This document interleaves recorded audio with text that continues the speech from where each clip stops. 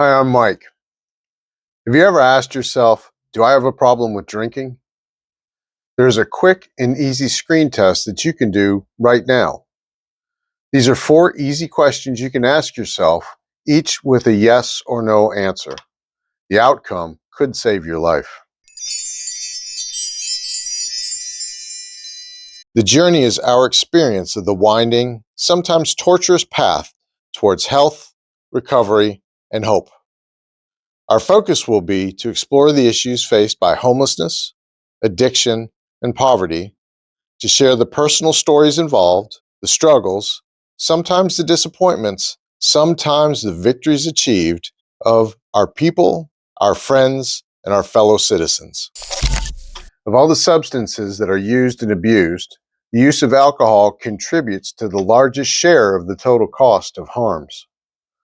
Substances in this list include illegal street drugs like crystal meth and fentanyl, but also the legal ones like cannabis, alcohol, and tobacco.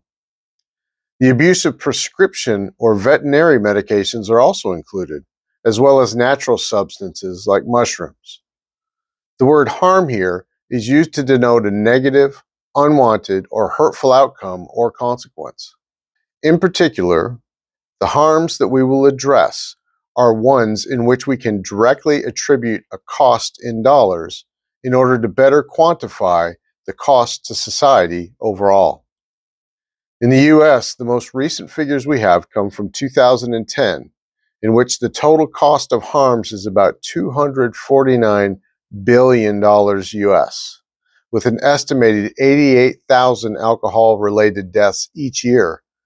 That was 16 years ago, and I bet the figures have risen substantially. Here in Canada, the latest figures come from the year 2020, showing that the total cost from misuse of alcohol is about $20 billion Canadian.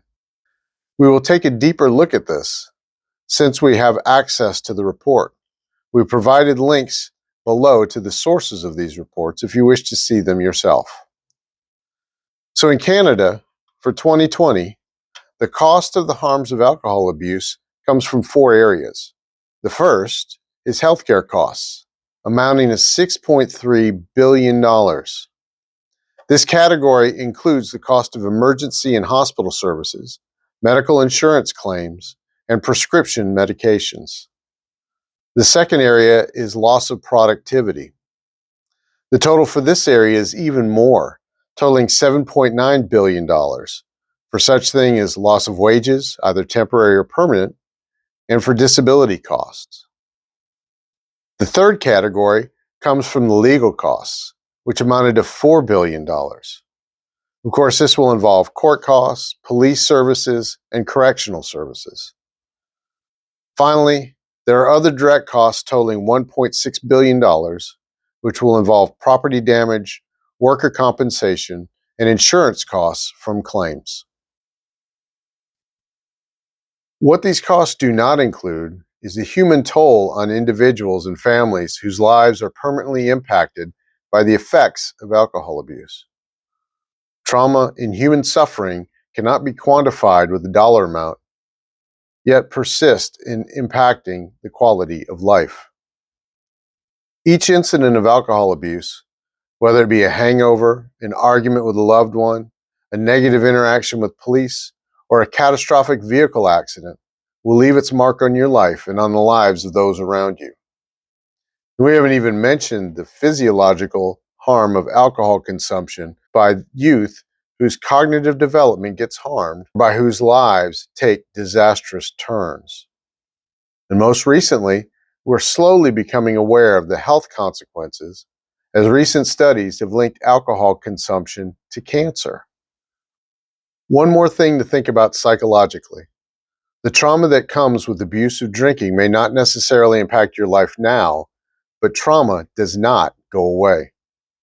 There will always be a price to pay for trauma that accumulates in our lives, whether it is paid now, like those suffering from physical abuse, or decades into the future. But that's a topic for another day. So yes, this is serious stuff, but hey, this isn't you, at least not yet, and hopefully not ever. Nonetheless, you must consider the fact that alcohol overconsumption can become a condition or a disease, medically speaking, leading to the onset of alcoholism or addiction. Every person we've met who has had issues with drinking never set out to become an alcoholic. It just sort of crept up on them. We use the concept of a spectrum with recreational use at one end and severe addiction at the other. The question we need to ask ourselves, where are we on this spectrum? There's a medical name for this spectrum, alcohol use disorder, or AUD. You might be telling yourself, my drinking is not anywhere near a big problem, right? I might be telling myself, my drinking is under control, and you may be right, but you could be wrong. Your drinking is not a problem until it is a problem. Then what? Our drinking patterns change over time. Your drinking may be okay now, but what's it going to be in a few months from now? What's it going to look like when the stress level goes through the roof? Will I have a tendency to reach for a drink more and more? How will I respond to the unknown trauma of the future? Assessing your drinking pattern should be a continual thing. For those who are recovering from alcohol use disorder, the only strategy you have is full and complete abstinence. For the alcoholic, having just one drink is the beginning of a relapse that may not have a happy end. The life of the recovering alcoholic is one in which they must avoid consuming alcohol altogether at all costs. This must be achieved within a society where alcohol is everywhere, easily available, when drinking is not only socially acceptable, but in many cases, it's encouraged. Therefore, since problematic drinking is a spectrum, we'd like to talk to you about the slow creep, the hidden progression from recreational use to harmful drinking, characterized by such words as binge drinking, abuse, dependence, addiction, and alcoholism. So how do we know when we cross the line? What is the line, and where is it? To answer these questions, we have to understand that there is no absolute standard for everyone. What might be considered occasional abuse for one person may be severe abuse for another. The amount of alcohol is not an absolute standard, although that is usually a pretty good indicator. But rather, we need to examine other things, like when we drink, the reason for drinking, how our drinking pattern fits into our social environment, the effects of our drinking, the change in our drinking patterns, and so on. So this is not an exact science, but we do have tools to help us figure this out. Tools that you can use to help you become aware of your state of alcohol consumption. If you know you have a problem and are not doing anything about it, there are other tools that will help you determine the severity of your issue. These tools are called screening tests, in which you answer several questions and get scored. Your total score would help you assess your drinking or the severity of the issue, much like blood work would indicate any medical issues or conditions. We will cover most of the primary screening tests in future videos, so make sure to look for them. But today, we will use one tool called the CAGE questionnaire. It's a very simple and easy tool. You can find it everywhere online, and it's made up of 4 easy questions. The answers should be yes or no. Pretty simple. So the first question is, have you ever felt like you ought to cut down on your drinking? The C of CAGE stands for cut down. Notice that this is totally subjective and only you can answer it. You should frame the question in the most recent time frame. How you felt a year ago may not be as relevant, especially if your drinking habits have changed. The question should apply to your recent past, let's say the last few months. So you should rephrase the question like, have you ever felt like you ought to cut down on your drinking in the last few months? This is a yes or no question. There's no in between. If you want to say something like sort of, maybe, or something like that, the answer becomes an automatic yes for this question. The second question is, do you get annoyed by criticism of your drinking? Where the A of CAGE stands for annoyed. This question involves hearing what others are saying or have recently said. It could be our significant other, might be your family, friends, or a social group. When you think about that comment again, are you getting annoyed by them saying that? So, the question is about how you are emotionally reacting to the comment, not the comment itself. If you get annoyed thinking about it, then you'll need to answer yes. Honesty is required here. The third question is, do you ever feel guilty about your drinking? Where the G of cage stands for guilt. The question references our own internal processing. How are we reacting to our current behavior? We all know what feeling guilty is like. Guilt is a complex matter beyond the scope of this video, but the question here is simply asking about the presence of guilt, irrespective of what or who triggered that feeling. The last question is, do you ever take an early morning drink to get started or to get rid of a hangover? Here, the E of cage stands for early morning. Most of us at one time or another might have a rule like no alcohol or drinks before noon or 3 p.m.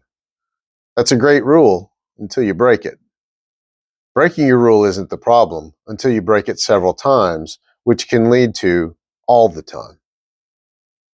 Here, the question is about whether you've done it once in the time frame you've chosen, say the last few months. Again, this is a yes or no answer. So now we've looked hard and deep into the dark recesses of our souls, and we now have 4 answers. How many times did you answer yes, and how many times no? If you answered yes to 2 or more of these questions, you may wish to look further into your alcohol drinking pattern. The cage screening test is a simple one. You need to understand that the results of this test are not definitive. In other words, that you are not necessarily a bona fide alcoholic. Far from that, this is indicative. It's not the full picture. The good news is that there are other tests to be covered in the future videos that will provide further assessment for you. In conclusion, I urge you to take action now if action is required. If you suspect or believe you have a problem with drinking, I strongly urge you to take a next step towards making any changes for health. Some of you will not have any issues, and you should be pleased about that, as long as you continue to monitor and assess yourself periodically. For others, your drinking may be problematic, generally indicative of troubles in your life. As we've said many times, drinking is symptomatic of internal turmoil from a host of the stresses and strains of life, including strife, trauma, pain, and hurt, unresolved issues, and so many, many more things. To get a place of inner healing and peace, we must strive to become more self-aware. You may benefit from reaching out for some help and support. For some others, the drinking is obviously a problem, known to you and to those around you. Your challenge will be to get into recovery. You will require the help and support of others who are gifted, informed, and compassionate to walk you through the processes with you all the way. Talk to someone you trust, a friend, a pastor, a professional, or someone else who is in recovery. Your life depends on it. Coming up, we will look at another screening test that's used everywhere. We will likewise look at each of the questions asked and provide details of what it indicates. I know you will find this very interesting and informative. Don't forget to hit subscribe, and if you enjoyed the video, please support us and hit the like button. Maybe leave us a comment. Until next time, thanks for listening.